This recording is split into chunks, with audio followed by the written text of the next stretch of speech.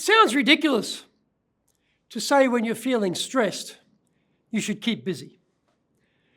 You might think the busyness is one of the big factors in the stress. But what we're talking about here is how to isolate out the issues in your mind.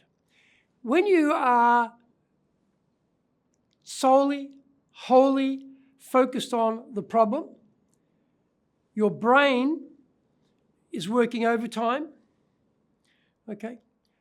You have nothing else to occupy you, so there's no downtime, there's no rest, there's no stress-free period.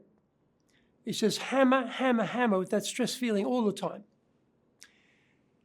When you are busy, you automatically isolate the stress out into one component of what's going on in your life, and you only feed it so much time and attention.